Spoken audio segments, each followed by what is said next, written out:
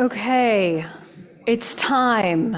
It's 2 minutes past 7. Hello, everyone. Welcome to this space. My name is Sarah Heyman. I use she, her pronouns. Do you feel like I'm yelling at you? Is it too loud? Okay, all right, don't let me yell at you. Tomorrow is the beginning of my 14th year serving as the minister of this lively and active Unitarian Universalist congregation that I love. And I'm really grateful to have been invited by the Justice Ministry's colleagues and leaders in our congregation to moderate this open conversation this evening, and to have been very intentional to invite the public to gather in space where we're thinking about values and responding to needs and knowing and regarding one another as neighbors. I want to thank, as I've just said, tonight's organizers. We want you to be and feel at home here in this space. There are bathrooms just outside this door to the right, 2 of them. There are 2 more accessible bathrooms further down the hallway toward the back of the religious education wing. Enjoy water if you need it. It's by the doors. The fans are on. And did you hear the thunder and lightning and the mad rain at 4 o'clock that came? The farmers are happy among us. Whenever we gather for meetings or worship on Sundays, a public event, we do practice the discipline of making a land acknowledgement, of acknowledging with an open heart and mind that we're gathered on the Wabanaki lands, the people who are the Penobscot, Micmac, Passamaquoddy, Maliseet, and Abenaki people, still very much here. People whose cultural and spiritual teachings and relationships of sacred regard for the living earth, our home, call us to embrace and practice better ways of living and building community that can strengthen life, interdependent life, and the well-being of all beings. Thank you for joining together with that consciousness. May our time together, which includes hearing from this wonderful panel of people, help us to deepen our respective commitments to be building relationships of enhanced understanding and deeper regard and respect among us. We're very grateful for your presence and for the generosity, again, of these 6 people, each active in public and community leadership and engaged in attending to the needs and well-being of all here in Hancock County. I want to call your attention to more explicit biographies in the brochure that you have, the program that you have. And also on the back of the program, there are some guidelines. I'm not going to read them, just that you would know they're there, inviting you to join me and each other in practicing inclusive and welcoming ways of sharing and listening together with an open-mindedness that builds bridges and that allows us to attend to each other with care and regard. Without further ado, I'll introduce the first panelist, who is sitting immediately to my left, Gary Friedman, who will begin by sharing opening remarks for 5 minutes. Barb Acosta will lovingly hold up a panel that lets you know when you have 2 minutes or 1 minute, and we're a loving group, but that's helpful. And then we'll pass the mic down in between each person. I'll just give a brief bio or intro. We have 33 attendees on Zoom, and we'll also be incorporating and making space for them to ask questions. Your questions are also an important part of the evening. So Gary, I think you just need to hold the mic in front of you. Is the green light on at the bottom? Let's see. And you can just leave it on. Let me say 1 sentence about you, and then the floor is yours. Gary Friedman is the state representative for the towns of Bar Harbor, Mount Desert, Lemoyne, and the Cranberry Isles in the state legislature, and is a member of the taxation committee. Thank you, Gary, for your opening remarks. Well, thank you, and I'm so grateful to the Unitarian Church for opening their space and for all the people that worked to organize this event tonight. Thank you so much. And also, it's such a pleasure to be here with Holly and Nina from the legislature and Max and Kayla and Mary. So great to be here. I have a couple of slides, and you can put the first one up anytime. Let's talk about values. I think that every leader and every politician's decisions are based on values that we deserve to know and understand. My values are that I was elected to promote the flourishing of our communities by supporting the ability of every individual to reach their full potential. And I believe that the role of government is to pool our resources to do the essential things that we can't do by ourselves. Two things have changed for me in the last year. I was elected to the Maine legislature in November, and I was blessed with two grandchildren, now 9 and 13 months old. There's not a day when I'm in Augusta that I'm not thinking about the world that they will inherit and what I might do for their future. This is a pivotal moment in history. It's a moment when what happens in the nation's capital and in Augusta will affect every aspect of our lives. When we must decide if the cynical power grabs will triumph over our democracy, over our ability to control our lives and shape our own destinies, whether our American dream to realize each person's full innate potential will prevail. It's a moment when we will determine whether democracy is a spectator sport or whether we rise to celebrate our main tradition of broad participatory governance. The federal government has the broadest base from which to raise revenue, so it has been the source of funding for programs to assure the health and welfare of all Americans since Franklin Roosevelt's New Deal of the 1930s. But now the oligarchs, led by Trump and enabled by the narrowest of majorities of Republicans in the US Senate and Congress, are clawing back basic funding for human rights to pad their already full bank accounts and lavish lifestyles. We are witnessing levels of disparity in income and wealth never before seen. You can put the next slide on. I serve on the Joint Standing Committee on Taxation and can assure you that there's no way that our state can make up for the loss of federal revenues that's coming our way. But there's a lot we can do to assure the health, education, housing, sustenance, and basic human dignity of every Mainer. That's what I want to share with you tonight. The slides on the screen are overwhelming in scope and impact. The Republicans in Washington have decimated healthcare, food assistance, clean energy, housing, and education. They've carefully crafted their big, beautiful bill. That's literally the name they gave to this legislation, and that's what I call it, to emphasize their lying condescension, to take full effect after the midterm elections in November 26. Like the frog in the pot of hot water, they will gradually raise the heat so you don't feel it until you're close to death. And this is really no exaggeration. Thousands of Mainers and millions worldwide will die from their cuts to life support. I don't have time to share the details with you right now, but I've left handouts on the table by the entrance. But what I want you to know is that progressive Democrats on our taxation committee have passed 3 bills that are being held essentially by Governor Mills. And I think I might talk a little bit more about those in my last 2 minutes. I don't have much time left. But basically the bills would levy a millionaire's tax, raise by 1% the tax on the wealthiest corporations, and lower taxes on income taxes on low and middle income Mainers, and create new brackets between $100,000 and $1 million. These together would bring in $100 million to our state, where we're looking at probably 4 times that in lost revenue from the feds, but it would enable us to do a lot. It would basically allow us to take back a small fraction of the tax breaks that Republicans have given to the wealthiest Americans. You all here and on Zoom are the heroes. We are the only ones who are going to save us. Gary, and the microphone has been passed now to Mary Blackstone, who's a community liaison in Green Ellsworth. Thank you, Mary. Thank you, and thank you all for being here, and thanks very much to the Unitarian Church for hosting this. And the work of the Justice Ministry is really appreciated.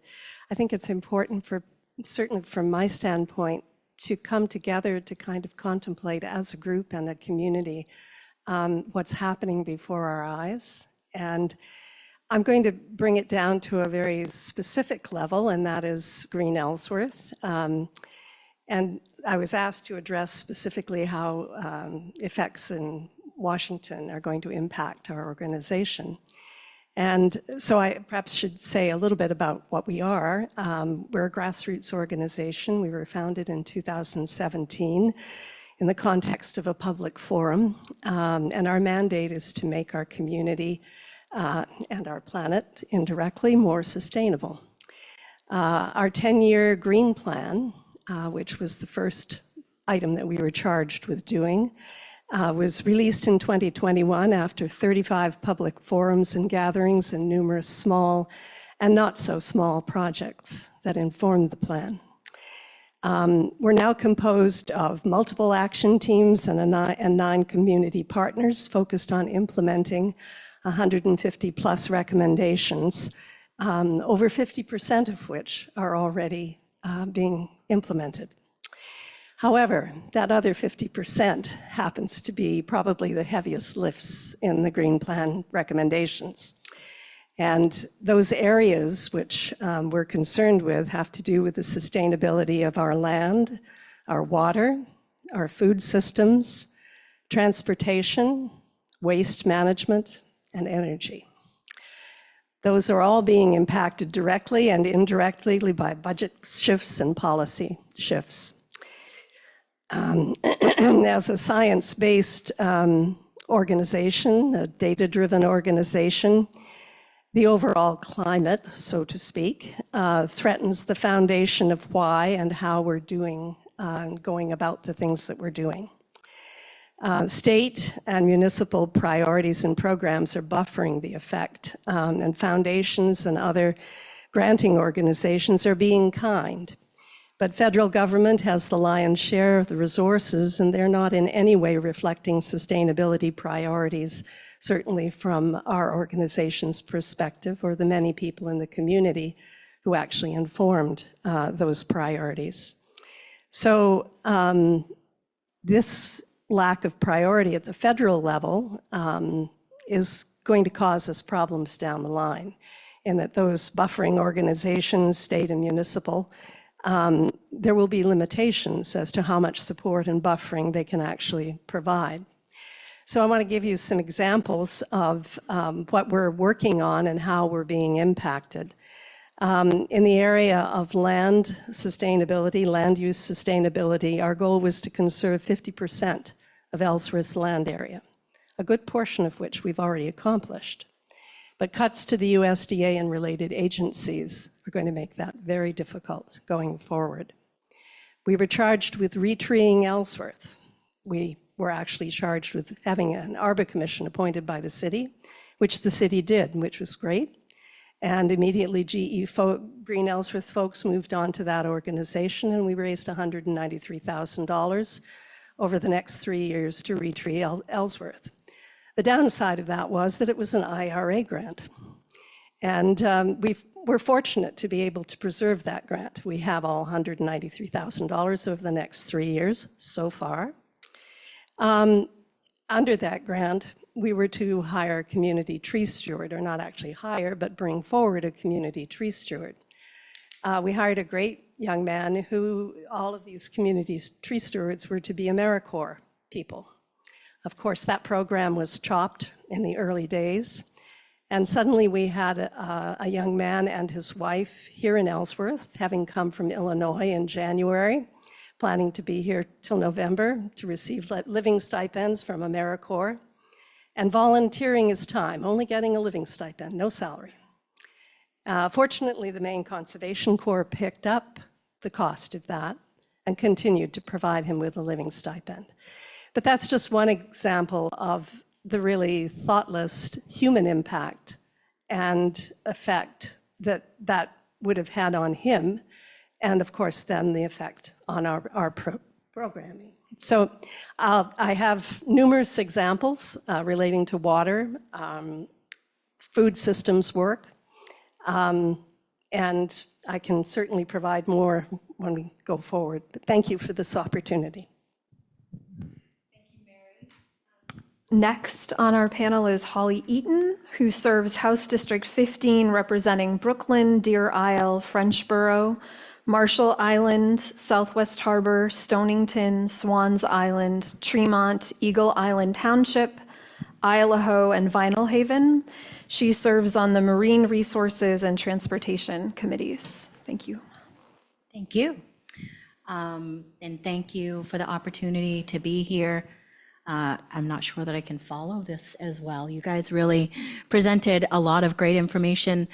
I have to share that, and this is kind of part of what I wanted to say. So on June 2nd, I was in a motor vehicle accident. And so this is not part of my normal attire. I am wearing a brace that is for my back because I had surgery. And so as I was thinking about what I wanted to share when we had this panel, I decided that I should speak as a single parent and how that impact, how these, in my notes, it keeps being the BBB, the big beautiful bill, how the cuts that are coming will impact families like mine. And then also some information about some policy stuff from both the transportation aspect and the marine aspect. And so forgive me, I am going to try to read what I wrote so that I don't meander too much because we have beautiful signage that keeps flicking in front of us. So anyway, so on June 2nd, as I said, I was in a serious car accident, and the ambulance, which was wonderful, took me first to Blue Hill, which, as many of you probably know, is just kind of like you stop there for a bit and then you go somewhere that can actually take care of you. So I was there for a bit, and then I went to Bangor. And in Bangor, I was in the emergency room for hours. I don't know how long, but it was like 12 hours in a hallway with no care. Eventually, I had surgery a couple of days later. And then a couple of days after that, I had a pulmonary embolism. And I was life flighted from Bangor to Portland. And I'm sharing all of this for several reasons. One, I have health insurance, right? So my providers weren't concerned about, does she have, are we going to get paid for this? That wasn't even part of the question. And I actually, because I'm a single working parent in the state of Maine, I have Maine Care. We qualify for Maine Care. And so to this point, I keep watching all the bills that are coming for all of the care that I've received. I've had $3 copays, and that's literally what my out-of-pocket cost has been. And I think about what it would have looked like even if I had private insurance, which I would end up having to have at this point with the changes that are coming. And, you know, that would be a huge burden on my family because most private insurances are a 20% deductible. That would be huge if you think about just life flight and 20 days in the hospital. So it would essentially bankrupt my family, my parents, and that's huge. And I think about, I'm lucky that in theory, this happened in 2025 where I still qualify for Maine Care. My family's taken care of. In 2026, that may not be the case anymore.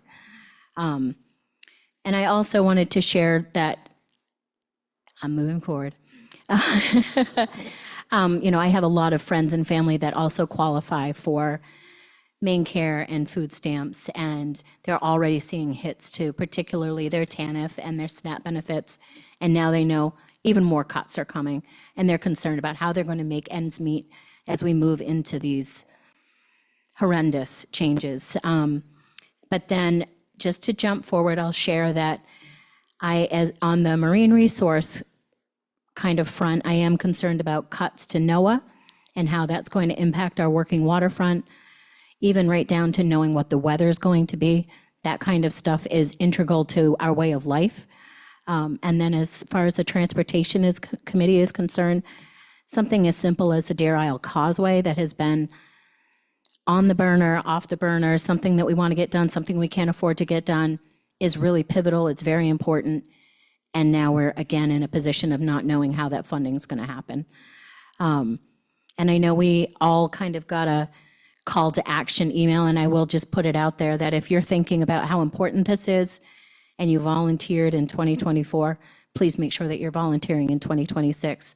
And you volunteer particularly for those of us who live in a purple district and really need to keep our Democratic majority in the trifecta, in the Senate, in the House, and in the Blaine House. So thank you very much for the opportunity to be here, and I look forward to what you guys have to say. Thank you very much, Holly. Max Deach, am I saying her name correctly? Well, let me say it correctly. How do I say it correctly? Max Dici, I apologize. Max is the vice president of the Loaves and Fishes Board, and we're very glad you're here. Yeah, thanks for having us. How's the volume in the back? Is it good enough? So I am on the Board of Trustees of Loaves and Fishes Food Pantry, which, as many of you know, used to be in the little building over there. In 2022, we moved to a larger, more central location on Down East Highway. And today we are serving 2,036 Hancock County families, 5,100 people. And in the last year, they made 18,000 shopping trips to the pantry. 18,000. We moved 600 tons of food. That's also 1.2 million pounds. So as you may gather, many Hancock family neighbors can't quite make ends meet. So we're a community-supported organization. We receive no state or federal funding. So I thought this was very tactfully phrased, shifting federal budget priorities. It's a typo for the assault on the poor. So we're not affected directly in that way, but on the back end and on the shopper end, our neighbors, we are and we will be affected. There are USDA shenanigans, a federal food and funding freeze, certain programs supporting local farmers, and those, we buy the vast majority of the food that we distribute. We have $338,000 budgeted for this year. So it's going to limit what we can get at low cost and the variety of what we can get. So the shelves are going to get barer as we go. But when the food stamp cuts really hit, people are going to be thrown off the rolls, and the benefit is going to be reduced from the very generous $6 a day, where it is now. We all know how we could get by on $6 a day, right? It's going to be cut to $4.80. And then we are going to be at the dawn of a new era here, and it's going to be the dawn of an era of hunger, because we are going to see our shoppers, the numbers are going to see the numbers jump exponentially. But I will say a word about community and how amazing this community is. For now, our finances are strong and we're building our reserves. So when that storm comes, we're going to be as prepared as we can to meet it with the community's help. I would say that we frequently contact our federal representatives, and indifferent is about the kindest word I can put on what we hear from that quarter. So that is our story. But some of you are volunteers at the pantry, and you know it well, but we'd always invite you to stop by. We love volunteers, and you feel good when you see neighbor helping neighbor when we're open for service. I knocked it out in 3 minutes. That's pretty good. Thank you, Max, very much. You've just passed the mic to Nina Milliken. Got it. Who is a state representative for the towns of Blue Hill, Brooksville, Castine, Sedgwick, Surrey, and Trenton in the Maine House. She serves on the Criminal Justice and Public Safety Committee and spends much of her free time, in the 6 prisons in Maine. Thank you, Nina. Yeah, can you hear me okay? If it's too close, it's really loud. Hi, everyone. Thank you for the opportunity to come and spend some time with you guys here. I'm really grateful to be on a panel with my friend Holly Eaton, who I happened to be in the room with when she had the pulmonary embolism.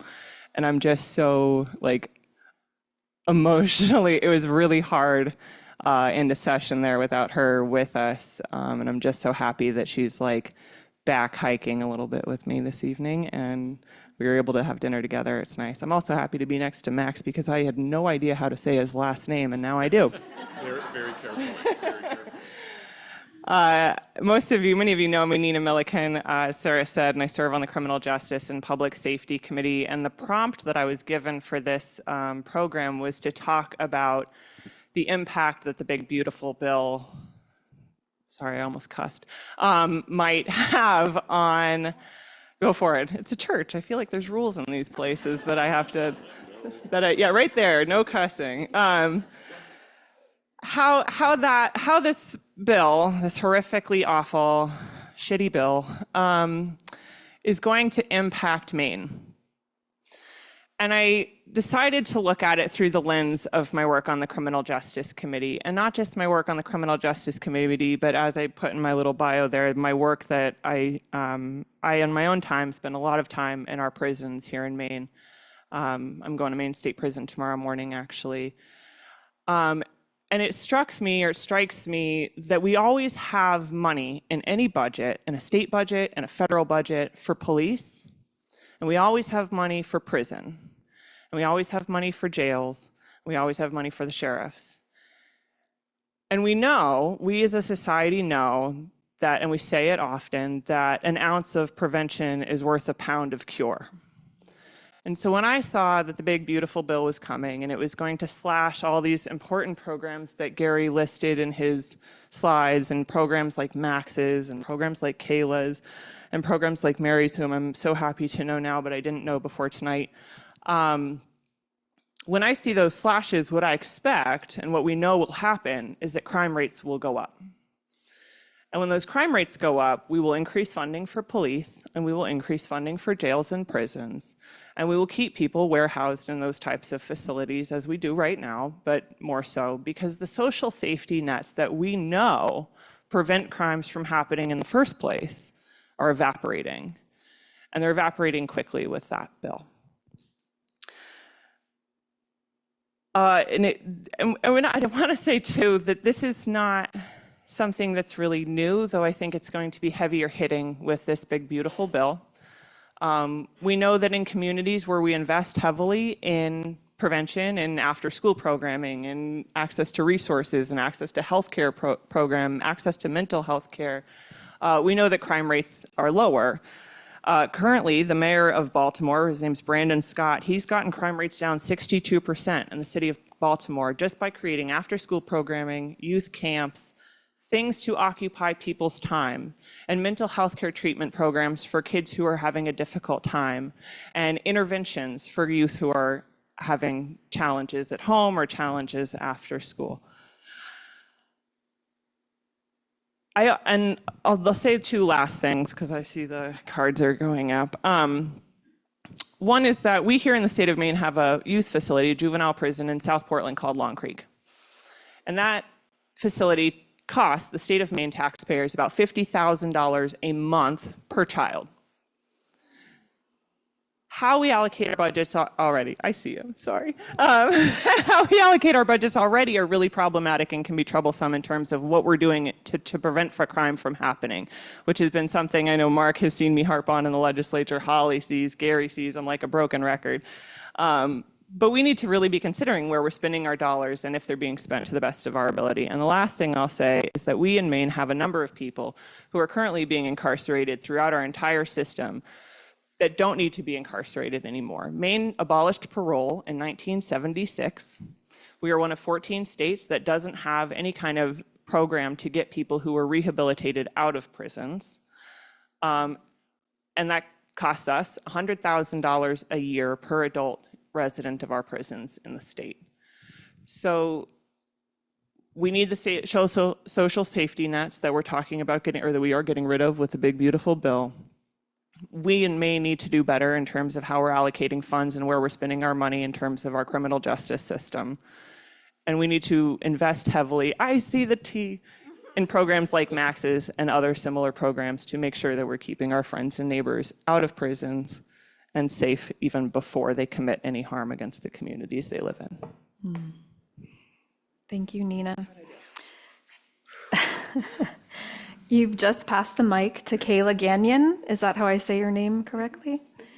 The Restorative Youth and Community Coordinator at Down East Restorative Justice. Kayla facilitates a wide range of harm repair, conflict resolution, accountability and support circles, and provides training to schools, organizations, and other groups in Hancock County. She's the founder organizer of MDI Red Cards Community Task Force, a rapid response network for CBP and ICE sightings and interactions with a mission to help educate the community on immigration rights and resources. Thank you, Kayla. Thank you for the introduction. And yeah, thank you for having me here on this panel. This is my first panel, so I'm a little nervous. Yeah, and I want to thank you, Nina, for like what a great segue that was for some of what I'm going to talk about.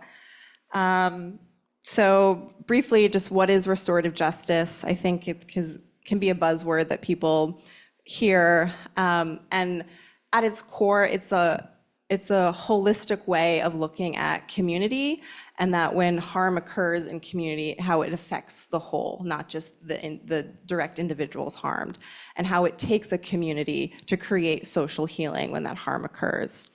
And again, at its foundation is not anything new. It really stems from Indigenous practices of coming together in circle and really having shared values to work through issues within the community.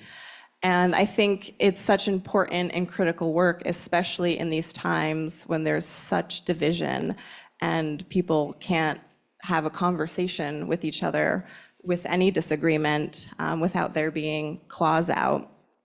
And it's also, for me, really important to be helping people remember that we can slow down and take time to prioritize coming together, to have these conversations, to help repair fractures within our community.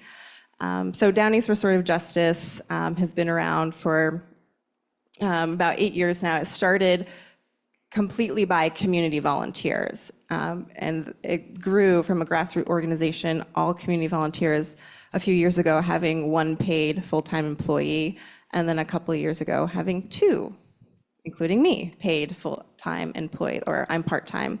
And I mean, it's similar to what Nina said, you know, the work that we do is vital and critical to our community in Hancock County, and it's completely overlooked.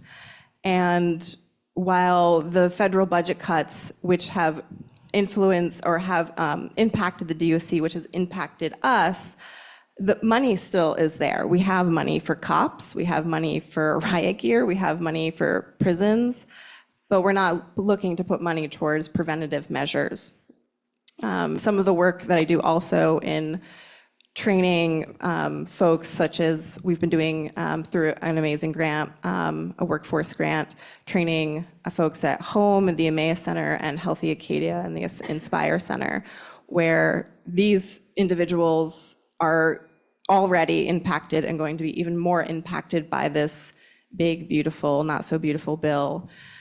And it's really frightening to know that these people that are in crisis won't be able to potentially get food and have nowhere to live. And I myself have been directly affected by that as a young person, which, as you see here, there's not many young people in the audience. And you know, there can be a lot of reasons for that. One of those reasons that I think when I'm amongst my peers is that we're all in crisis mode because we can't live here, because even if we could find housing, it doesn't exist. Yeah, so I think one of the things that I want to touch upon is the importance of community building and community organizing, and how it's a lost skill that I've been finding.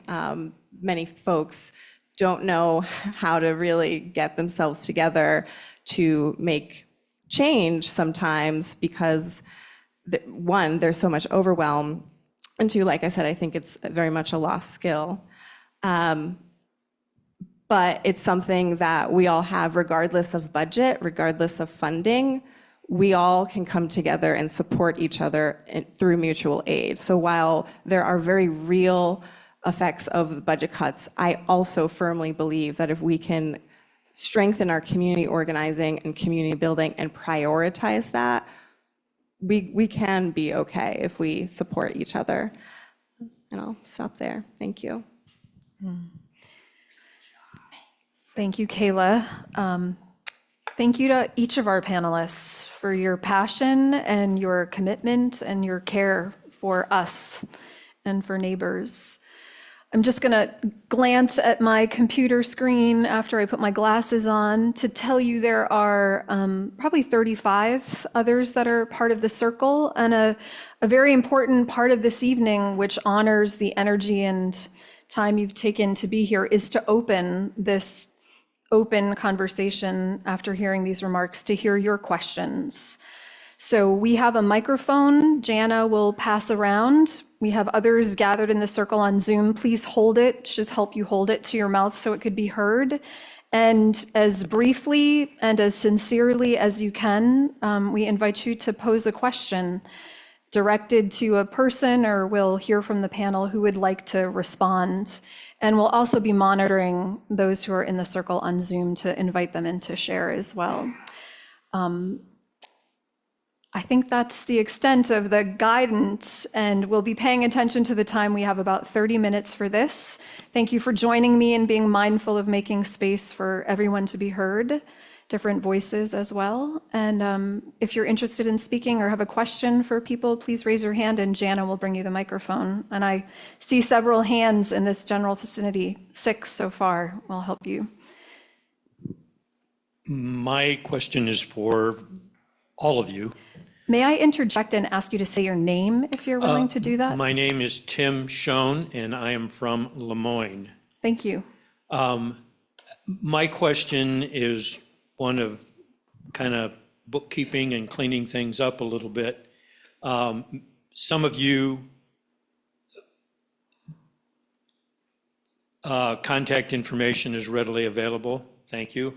For others of you, I need to figure out a way to get contact information, because what I have are questions specific to probably each and every one of you in regards to details about the impacts. And the details would be money, people, yada, yada, yada. So if there would be some way that we can collect the contact information and distribute it, it would be very much appreciated.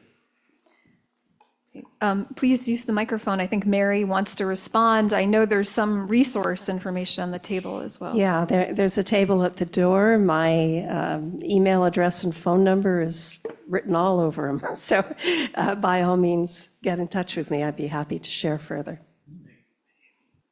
And if anybody wants more information, you want to put your name and information on a Post-it pad out there as you leave, we'll make sure as organizers we get information out to you. Thank you. George Schelling from Orland. Question to Representative Friedman. Question is about those 3 bills he mentioned. Gotta hold the mic again, sorry. Sorry, the 3 bills he mentioned, are they, I understand they're still on the governor's desk, is that right? They've actually been recalled because we knew if we sent them to the governor that they would go nowhere. So they're carried over to the next session that starts January 7th. Okay, there's no way, it's unlike the LD 1971, the ICE bill, that she can, that they will pass if she does not veto them. It's in a different category. So that's, yeah, that one is on her desk. And so when the legislature convenes for 3 days or more, she either has to veto it or sign it, or she can let it pass into law without her signature after 3 days. Okay, so there's no hope for those 3 bills until the next regular session, is that right? And for 1971, which is the bill that prohibits cooperation with ICE by state and local police for most purposes. Yeah. Yes, thank you. Thank you, George. Hi, thank you. Sherry Rogers from Lemoyne, and I wanted to talk to, I guess, everybody about Maine care. And I know young families, it's important, but also we have a lot of elderly in Maine. There are no longer any nursing homes in Hancock County, and if all the residents in the nursing homes lose their Maine care, where are they going to go? We need you to use the microphone, please. I support adults with adult mental disabilities, so I have the same, same kind of concern with that. I've worked for Down East Horizons for 32 years. So it's a scary time for people that, are offering support to others in that respect that rely so heavily on that. So it's kind of wondering where they fall in that, the cuts. Yeah. The unknown, I guess. Would you say your name for us as well? Sure. Christine Work. Christine Work. So those are two questions around the impacts of Maine care cuts and vulnerable peoples and long-term care facilities and care providers. Would anyone on the panel like to respond to that? Nina's raising her hand. I'll just say, and I think this kind of gets to, is Mr. Scholl, is that your name from? Schoen, sorry. Part of my concern about doing this panel, and I'm very happy that I've come to do it, and I'm very happy that you've all come, is that I don't think there's anyone on this panel that can tell you all of the harm that is coming to Maine from that bill. It's a 1,000-page bill. I haven't read it. But the harm is going to be, it's like there will be harm, initial harm, and then that's going to impact other things, and that's going to impact more things. And the fallout is going to be very big. And there's no, in my mind, that I've seen, and I'm being all very doom and gloom, there's no real way that I think any of us in the legislature or anyone in the public can tell you how to prepare for the harm that's coming. Because most of what we're seeing right now from the federal government is so unprecedented, right? Any one of a number of things that has happened in the last several months would have been an impeachable offense were it President Obama or President Biden or any president prior to this one. So that's my response, I guess. And the fact that we don't have a nursing home in Hancock County is one that I know that everyone in the legislature we call ourselves, I call us anyways, the Hancockus. We're all painfully aware of it. Gary and Holly could tell you, if we were allowed to talk about what happens in caucus, that I bring this up, that fact up a lot. Because, and I mentioned this too, we're on like the cusp of Republican territory, right? Like Hancock County, if you go any direction, pretty much out of Hancock County, you're in a Republican community. We lost, very sadly, two very important Democrat seats in the House in the last election. Mark Worth, who's right here in the audience, and then the Honorable Ron Russell from Bucksport. Yeah, we are aware of it. We talk about it in caucus. But we as Democrats, frankly, we need to be doing better in the legislature, and our colleagues need to be doing better in the legislature and understanding some of the harms that we are imparting on rural communities, because so many of us are based in urban communities in Maine that it can be hard to see, I think, sometimes how the impacts of some of the legislation we pass is felt in rural parts of the state. Would you say that's fair? And I will also add, not to also be doom and gloom, but what is going to happen to elderly folks is they will be disposed of. They will, not be tended to. They will end up in the streets, and then other organizations such as, Emmaus and Healthy Cato will do their best. But again, to circle back to what is possible and what we can do is, when these moments are going to happen, for us to come together to support our community. And what that can look like can be a plethora of things. One thing I think of many communities are doing already, where elderly folks, don't have spaces to be, is they're opening their homes to youth. I myself am an elderly companion, caretaker, and death doula. And there is alternatives that we need to start thinking of and start really implementing that aren't ideal for some people, but are going to be necessary and possible. So starting to think about those alternatives, like whom in the community could I call in to help assist with my grandmother or my mother? And again, with an example of like the housing crisis, that's an opportunity to maybe house someone who can also tend to our elderly community members.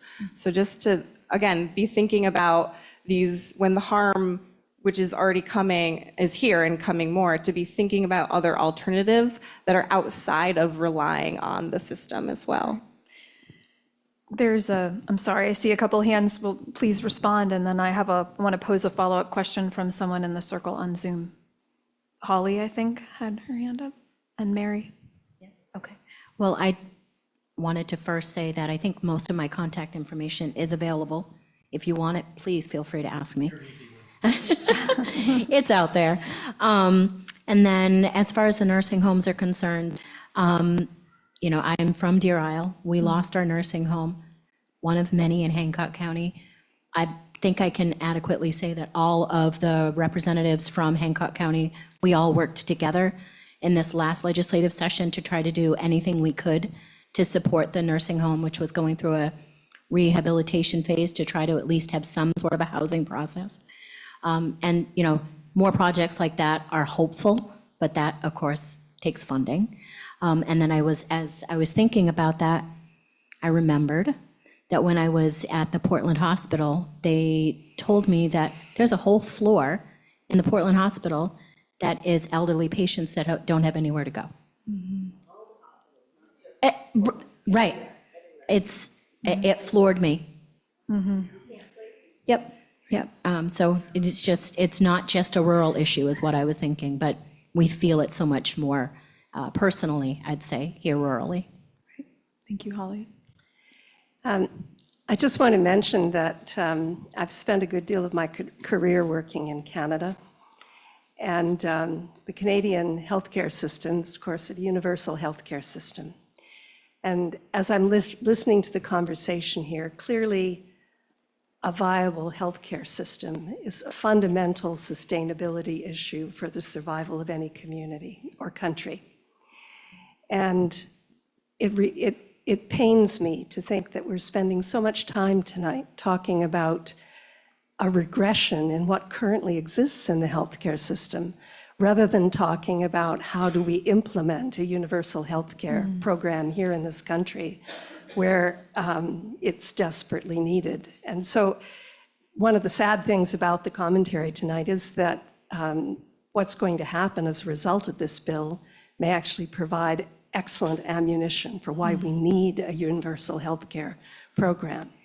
I can tell you right now that either a conservative or a liberal government in Canada would never, ever think of rescinding the universal healthcare because it is so embedded in the essentials of that country, whether you're a conservative or a liberal. So I think sometimes attack is better than defense. And thinking about how in this context can we put forward the need for universal healthcare could be a really important thing to think about. Thank you, Mary. A question coming from those with us on Zoom. This is Jeanette Miskell. As I understand it, part of the issue with main care in the big, beautiful bill is the complication of work requirements and other possible complications. Is there any thought of having a state office for people to call for questions related to getting help to stay or apply for main care?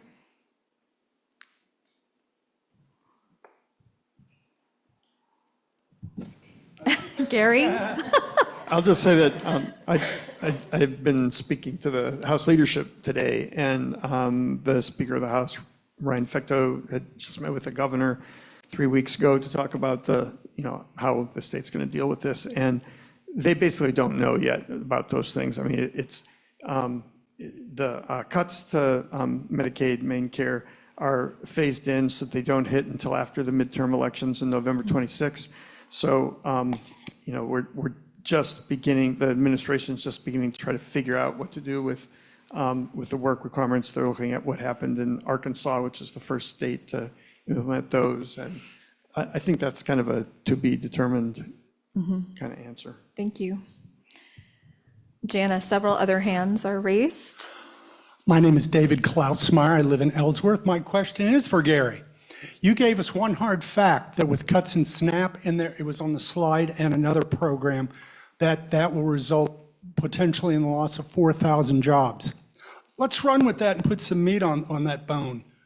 What's behind that? How many people would those 4,000 employees serve?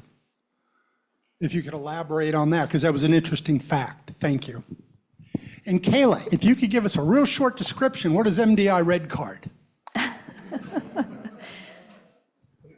I think that a lot of the jobs that are going to be lost are from the farms that supply that food. They're being cut back drastically, and so those are. It's by cutting the amount of food that's being paid for, you're cutting people that provide the food, as well as people that work in food banks.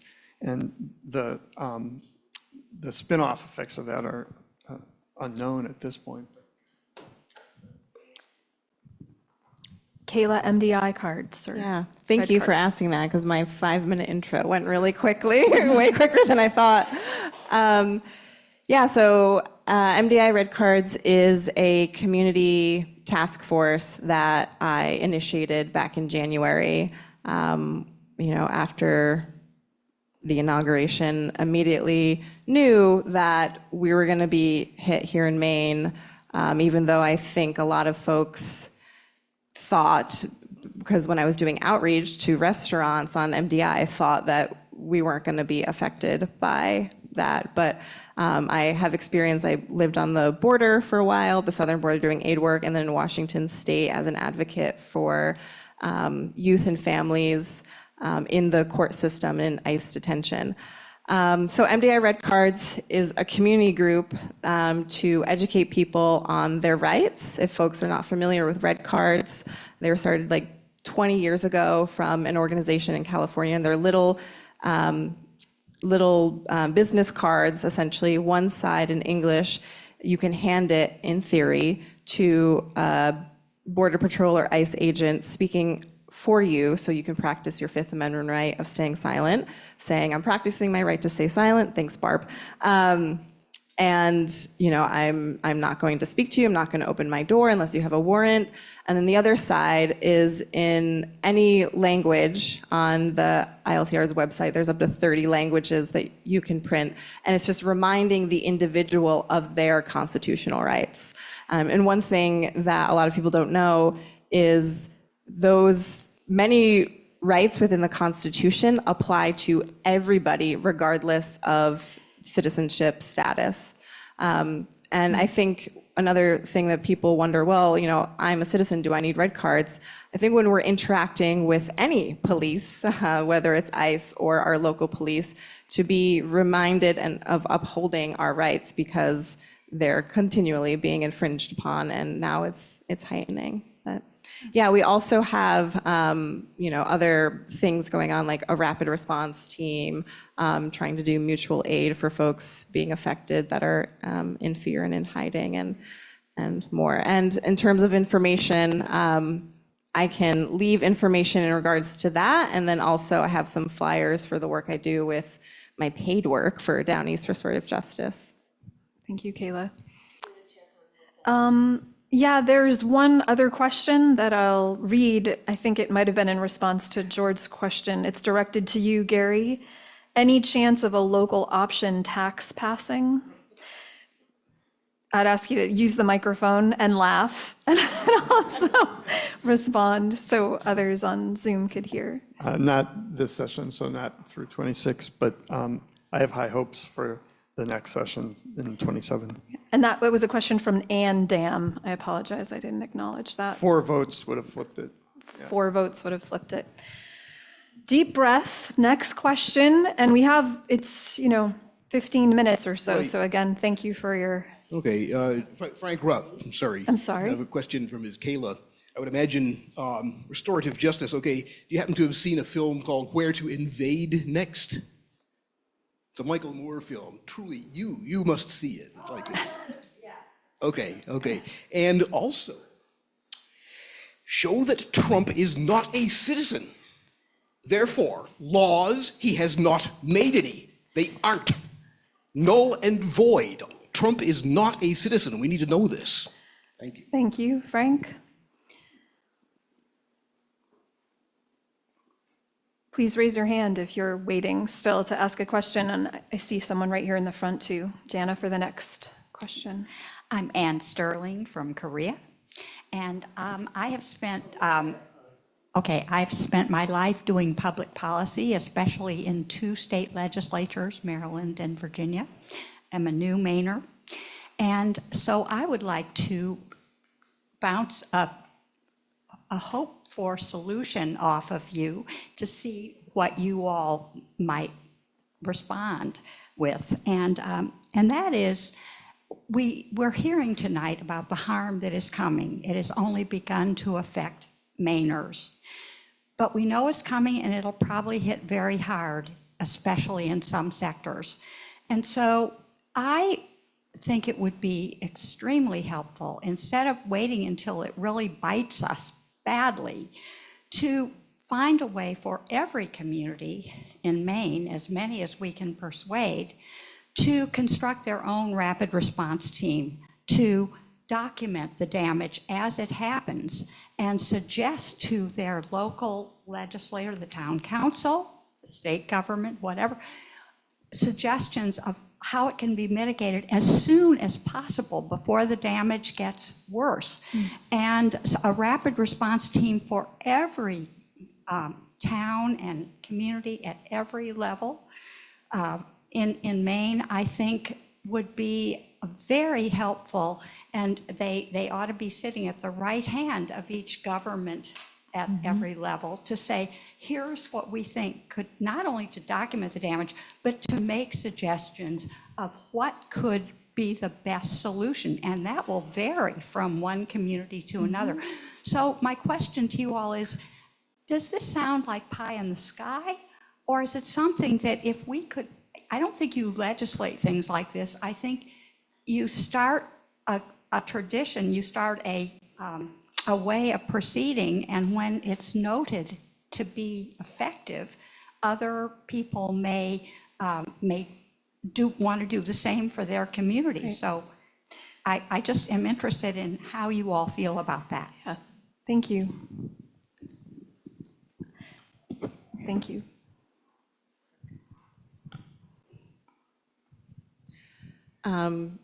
Yeah, I really appreciate that question. And one thing I just want to highlight again is, like, harm is coming, but it hasn't just begun. It's been here for a long time. For example, with the immigration work I've done, a lot of folks saying we need due process. In 2018, the most amount of immigrants were deported without due process, never seeing court of law. So these things aren't new. And I think that on that note of things that are not new, there's communities across the country that for decades have created rapid response teams, have created mutual aid teams. I think specifically of communities of color that have done it out of necessity for not wanting to deal with the police. And so really it's just a matter of us getting organized to do that, because it's fully possible, it's happening. And the more that we can come together to organize those things, we will be okay. And one thing I just want to put a plug out there with the work that I do with Downey's Restorative Justice.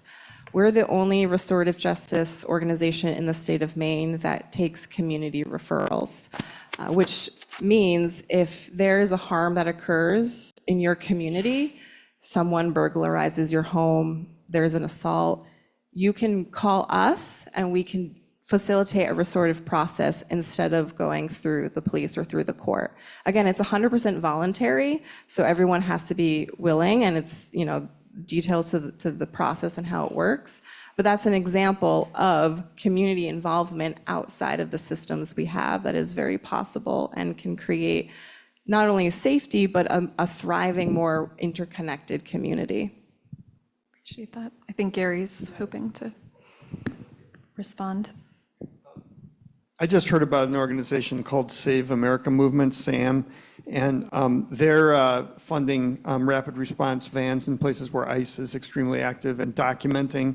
They're like ready to roll in and videotape, what ICE is doing, and then also they have people trained to intervene, like according to the red card protocols. So there are groups that are starting to do that. I'd really encourage you to look at the Save America movement. I'm really excited about that response. Thank you. Actually, well, yeah, that's a perfect lead into the closing remarks. So, but thank you. And please, your question. You've been patient waiting. Your name and your question. I'm Sandra McWhirter, and I'm a pretty new Mainer as well. And, oh, sorry. Yeah. I'm Sandra McWhorter, and I'm a pretty new Mainer.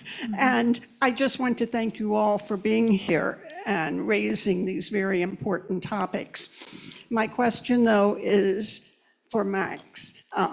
And thinking about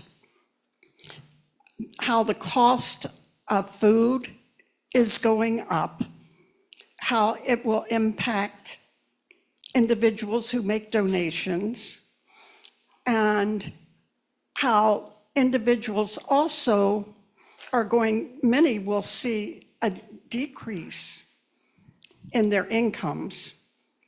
That will make giving to like loaves and fishes much more difficult. And how would you propose that we help in this way? You pass the microphone to Max, please, Gary. And Jana, if you would take the mic. Thank you. That's a really good question, and there's a corollary to that, which is, so we, and by we I mean we apply for a lot of grant funding, and we're successful in that area, but there are a lot of charitable organizations whose federal funding has been yanked, and they are now entering the grant market, if you will. So space is getting much more competitive too. It's a concern. It is a concern of ours. So we're trying to build awareness of the problem, and we're trying to provide as many points of engagement for the community as we can, really. And in the grant space, we are trying to put ourselves forward as if a grantor is getting 80 applications, we're trying to be the organization they would pick. I think it's actually part of a broader strategy of pitting us against each other, which is in effect what it's doing. Strong resonance in the Not to be community when you said that. conspiracy minded, but it seems like that is part of the cruelty, and the divisiveness seems to me to be part of the plan. Thank you. I think Mary's wanting to respond, and then we probably have time for just one more question, which will be very hard for Jana to figure out. Please, Mary. So I have a suggestion in response to that question. Green Ellsworth has launched this year an Everybody Harvest community garden. It's currently 1 acre. It has the capacity to expand to 5 acres. We intend to grow food that is not only harvested by people in the community, but to also make it available to food pantries throughout Hancock County. So we'll need volunteers. We'll need volunteers of all kinds, not just people who dig in the dirt, but people who help organize this and develop programs around that community garden. So I just encourage everybody here, if you want to volunteer to try to ameliorate that situation, we've got an answer. Get in touch with me. There's actually a handout on the table out there about what we're doing. Thank you, Mary. And I think we have 2 minutes, so please ask your question that we can hear a response. So first, I want to thank you all for coming tonight. I tried to get somebody from my employer to come, and they wouldn't, so thank you all for being here. I know you didn't have to be. This is specifically for the 3 representatives who did come, and this isn't really directed at you. I'm kind of asking it in the way of, like asking somebody about their supervisor, basically. What the hell is the Democratic leadership doing? Why are these bills sitting on Mill's desk? Why nationally are they rolling over for everything that Trump is trying to do? If they can't stop a bill like this from being passed, why aren't they running off to the woods so you can't have a session because there's no quorum? At this point, I almost hold them more responsible, because Republicans have been telling us for decades, this is what they want, this is what they're going to do the moment that they can. They bragged about it. They printed a 1,200-page plan detailing everything that's currently happening. And as you said, Max, indifferent is far too kind. So there will be a reaction to this once people are on the street in numbers that we haven't seen in generations. Once people are starving, there'll be a reaction to this. And right now, I trust the Democratic leadership about as much as a wet fart to actually correctly channel that and do something about it. May I invite you to say your name, and if it's okay, I'm going to ask you also to have you finished your question? Ask you, My name is Matt. I'm from Lemoyne. Matt from Lemoyne. Thank you for your sincere question, and I want to make some space for our representatives to respond briefly, if you want to. The microphone's in front of Gary. It doesn't happen every day. I hear you. I was like, yes, thank you. I am about to send out we have to do like I don't know what it's called, like a newsletter to cover what we've done in the last year. And in one of the very opening paragraphs, I said basically that it's an embarrassment, frankly, that the Democrats haven't done more to support these tax bills that Gary's talking about. The LePage administration changed the tax brackets and lost this state $800 million in revenue over the last several years. The Democrats have had the trifecta for that entire time, and we haven't fixed the harm that Paul LePage committed on this state. And I want to echo what Kayla just said. The most deporting happy president in American history was Barack Obama. So I talk to people all the time, and I say, you see what ICE is doing, and it's horrific, and we all are like pointing fingers and pointing fingers and pointing fingers. Republicans are using tools that Democrats built and Democrats invested in heavily. And I question all the time my loyalty to this party, to the Democratic Party, and I'll be very clear about that. It's challenging sometimes for me to know that we spend so much time pointing the finger and we haven't done a good job of looking ourselves in the mirror and going, how much complicity do we have in the harm that's being perpetrated on people of color, on the poor, on people across, I mean, we haven't we should have universal health care. Every other country on earth, for the most part, has figured this one out, and we haven't done it. So I agree with you. I said recently too that Democrats are like harm reduction, right? I'm a person in long-term recovery. I was a heroin addict for years, and there's theories in the recovery community. You're either people who support people who go into complete sobriety, and then there's a field of thought around people basically saying, we know you're going to use drugs, and we want to support you in using them as safely as you possibly can. Republicans are like active use with dirty needles, and that's harm, right? And Democrats are basically like, we're still going to use drugs, we're just going to try to make the needles cleaner. That might be a little controversial to say in this space, but I do think, I totally agree with you. Democrats should be doing more, and Thank you. Thank you, Nina. Wet fart. Are there other brief responses from representatives that would like to be made? I mean, I agree with you. One of the things that flashed through my mind that Representative Bishop, who is now the Bucksport representative, often says he's not beholden to his party, he's beholden to District 17. And so I feel also at this level, as the District 15 representative, I try to make decisions on each policy based on what I think is most important for my district. And particularly where we are a much more rural area. We are not Portland, we are not Augusta, we are not Bangor even. Often that does not go along with what the Democratic Party wants us to vote. And it's more important to me that I vote for what I think my district wants. That being said, we're representatives. It's what you're talking about, I completely agree with. I wish that I felt like I had more of a opportunity to impact that and make changes for that. But that's what we all need to do together. Thank you, Holly. Gary? Just like I say, Matt, you're in my district, and Tim, you're in my district. I'd love to talk to you more after this, and to think about what we can do together.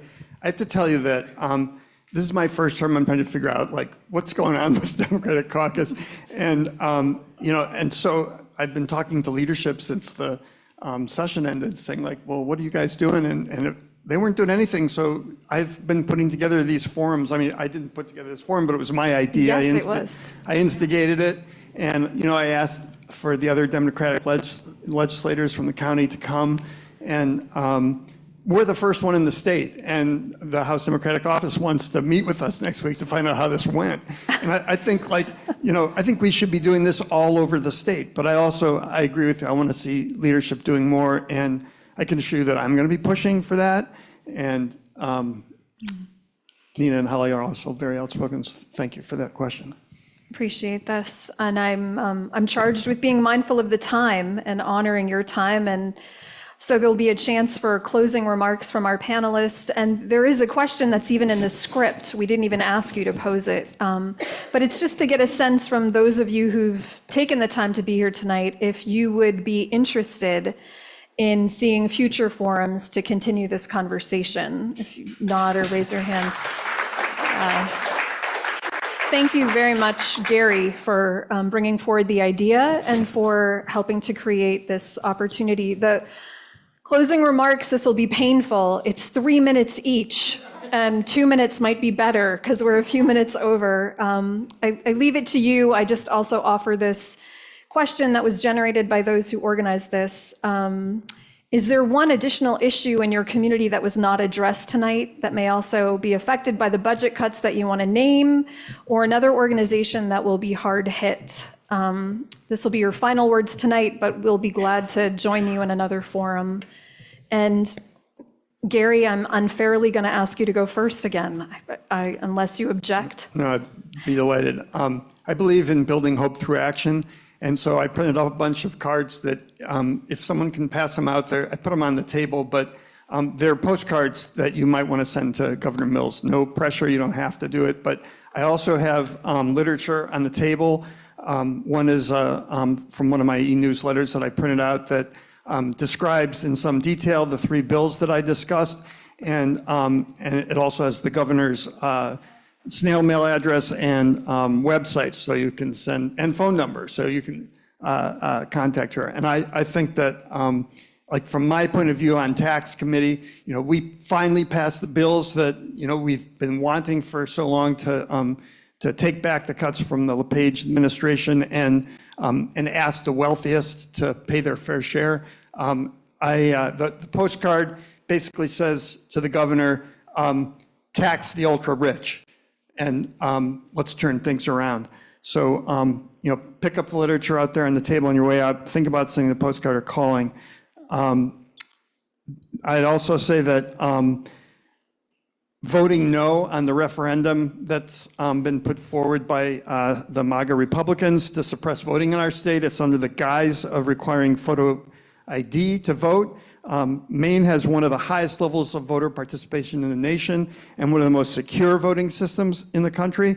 And this is just an excuse to suppress voting like they're trying to do throughout the country in many different ways. So voting no is one big thing. And I think that we all need to consider taking to the streets to protest the use of the military against U.S. citizens. Thank you, Gary.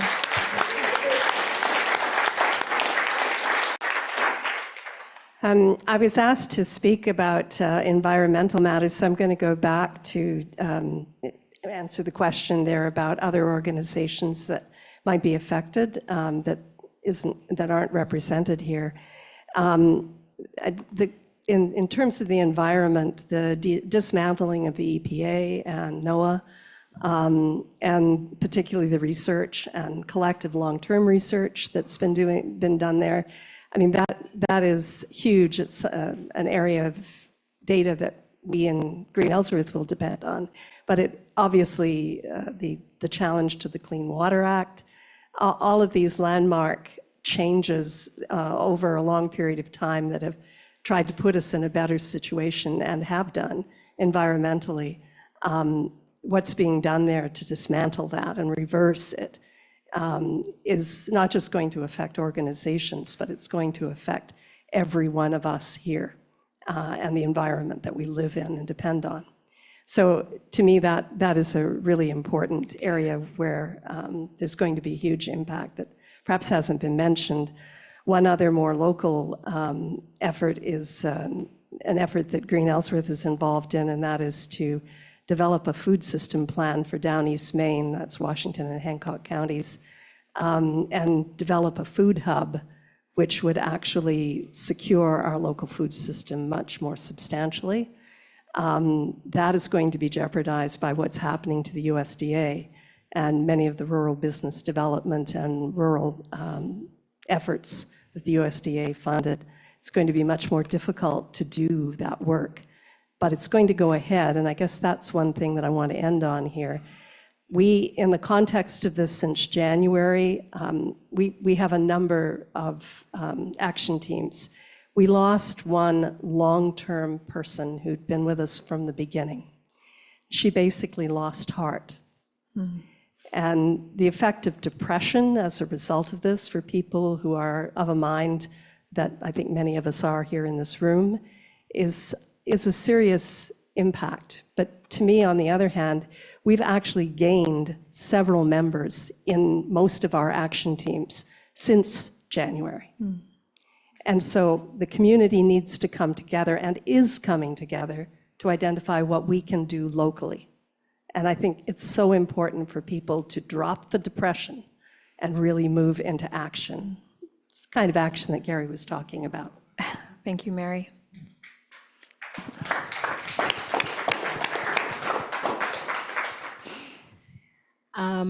So I just kind of looked at my list to see if there was anything I hadn't covered. And I thought of two things. One is that during this last session in the Transportation Committee, we talked a lot about bus transportation and trying to get more into the rural parts of Maine.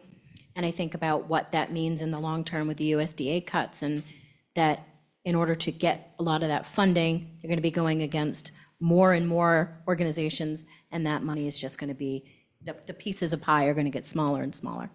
And the impacts on rural Maine is going to be huge. And then the other thing that I was kind of hinting at with my personal story is, and we're seeing it across Maine, the closure of hospitals or the elimination of departments in hospitals, and what that means. We saw it recently in MDI. Further ago here locally, Blue Hill has consistently reduced what it offers. We're seeing similar things in Ellsworth, and we're going to see even more and more of things like that.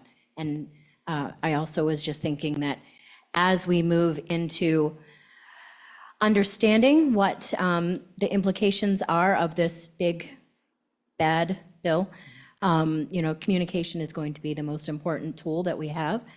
Putting together all of our tools that we have to share with people to get to what you were talking about.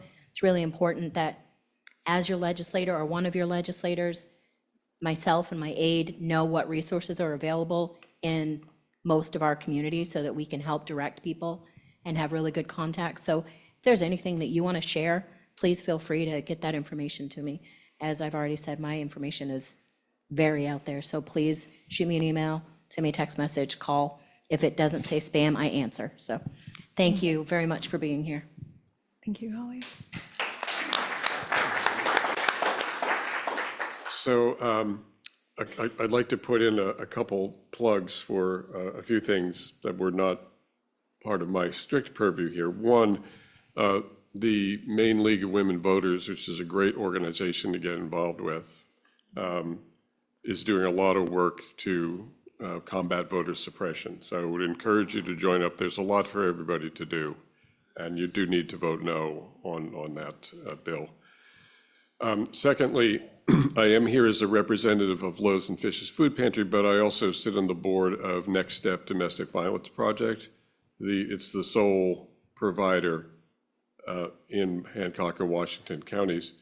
Unlike the pantry, it's heavily dependent on federal funding. And it's not a handout, it's a contract that flows from the Department of Justice through Maine DHSS, and it keeps Next Step operating here at Machias. Funding is in turmoil because it's being investigated for, and I quote, illegal gender ideology, whatever that means. If you all want to get pissed off, look on the DOJ website or the USDA website. It's infuriating. But I'm going to tell you, I'm confident that the pantry is going to prevail through tough times with the help of everybody in this community. But if Next Step's funding continues to be jeopardized, women are going to be killed. Our neighbors are going to be harmed, and they're going to be killed. So that's kind of a downbeat note. But then also in response to your question, if you are interested in learning about combating food insecurity, come volunteer at the pantry. There's a ton to do beyond putting a can of corn on a shelf. You can sign up right on our website and you will get immediate engagement from our team. So we've got plenty for everybody to do. And that's Thank it. you. Thank you, Max. Over to you.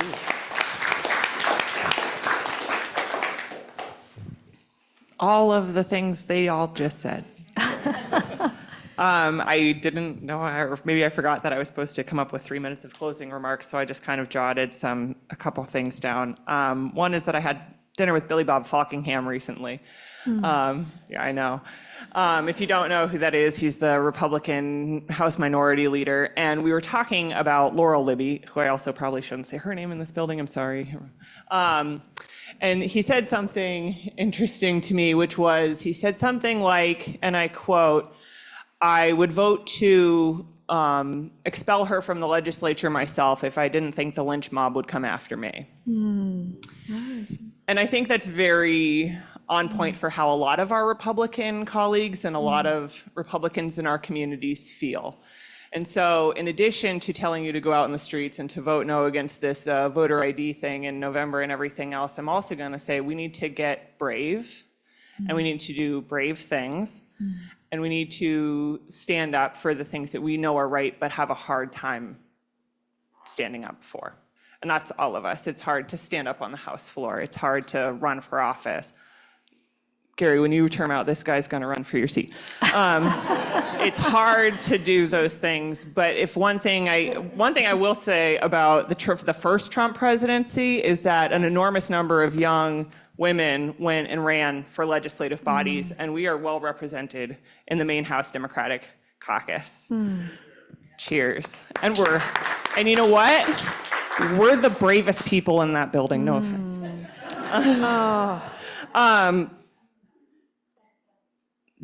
I wanted to say these issues are not going to be solved in the Maine legislature, to your point. We don't have the funding to solve these problems. They're going to be solved on the street. I think that's, and not like in street fights, but I think you're right, and we're going to have to see the biggest pouring out into the streets that we've seen in generations and perhaps ever. And the last thing I'll say, in addition to running for public office, is that the Ellsworth district, right here where we're sitting, and the Bucksport district, those are swing districts. And I love Steve Bishop dearly. He's a very nice man, but he votes in very harmful ways to members of my family, to members of your families. There are things I really like about him. But would I prefer to see his seat in the hands of a Democrat? Absolutely. So even if you live in my district, or you live in maybe Holly or Gary's district, Holly, I would say maybe this doesn't apply to, but Gary certainly. Don't volunteer for me or Gary. Go volunteer for Holly. Go volunteer for Mark when he decides he's going to run for the Ellsworth seat again. Go volunteer for Ron Russell when he decides he's going to run again. Because we need to be supporting Democrats in purple districts, or independents who are more progressive in purple districts. Because we can't afford to lose the Maine legislature at this point. Thank you, Nina.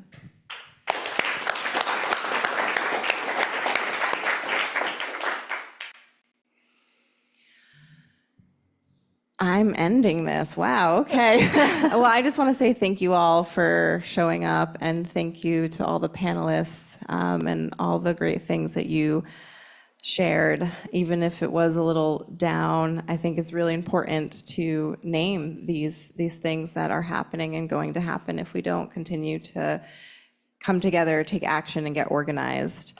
And I'm going to end on that note of just highlighting the importance of community building and community organizing. I think to take the time to come together like this, to have discussions, to be in spaces where we're connecting and figuring out what the heck we can do together is really the path forward. And yeah, in terms of, again, information, if you are interested in the work that MDI Red Cards are doing, We have an email, mdiredcard@gmail.com. If you have an organization or a space where you'd like, know your rights training and more information on how to interact with ICE and Border Patrol to prevent detainments and also get information so that people who are detained are not disappearing, which is what is happening, reach out and we can, share resources. And then with the work that I do with Downey's Restorative Justice, again, it is a vital resource for the community that is very overlooked. And the work that we do through the Department of Corrections with juveniles, we desperately need volunteers to be working with juveniles. We need it so badly. So if that's something that you're interested in, we're going to be having some trainings coming up in the fall, September 30th, October 4th, and October 7th. It's, split up 12-hour trainings, but we want to make sure that folks working with vulnerable communities have adequate training. So please get in touch with me if that's something you're interested, because again, without community participation and without community involvement, organizations all here, but I will speak for DRJ, we don't exist and we can't function without you. So please step up. And thanks again.